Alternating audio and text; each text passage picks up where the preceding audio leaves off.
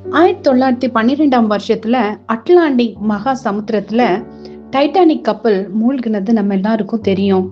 இதுல 1500 பேர் இறந்து போனாங்க. அதுல தப்பித்த ஒரு வாலிபன் இப்படி சாட்சி கொடுக்கிறாரு. அவர் கொடுத்த சாட்சி நம்மள மெய் சிலிர்க்க வைக்குதுங்க. கப்பல் மூழ்கியதுக்கு அப்புறம் கடலில் மிதந்த சில கட்டைகளை பிடித்து உயிருக்கு இந்த பையன் போராடிட்டு இருக்கிறான். அந்த சமயத்துல உயிருக்காக போராடி கொண்டிருந்த இன்னொருத்தர், அவர் லண்டன்ல இருந்து நியூயார்க் பட்டணத்துக்கு மாறுதலா வந்த போதகராமா. இந்த போதகர் அந்த வாலிபன் கிட்ட, நீ ரட்சிக்கப்பட்டிருக்கிறாயா அப்படின்னு ஒரு கேள்வி கேட்கிறாரு.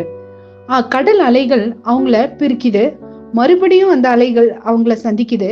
2வது முறை அவரு சொன்னது, நீ இயேசு கிறிஸ்துவை விசுவாசி, உன் ஆத்துமா ரட்சிப்படைய வேண்டும் அப்படின்னு அவர் சொன்னாராமா. இத சொல்லிட்டு அந்த போதகர் கடலுக்குள்ள மூழ்கிட்டாரு.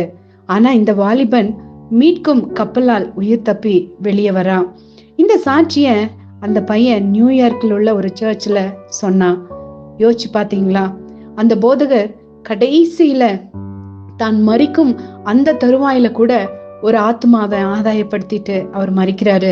அந்த நேரத்திலயும் அவருக்கு ஆத்மா ஆதாயம் செய்யணுங்கிற அந்த ஒரு யோசனை வந்திருக்குது. இன்னைக்கு நீங்களும் நானும் ஆத்மா ஆதாய பணியில நம்மள இணைச்சிருக்கிறோமா? தானியேல் புஸ்தகத்துல சொல்லப்பட்டிருக்குது, அநேகரை நீதிக்குட்படுத்துகிறவர்கள் நட்சத்திரங்களைப் போல சதா காலங்களிலும் பிரகாசிப்பார்களாமா.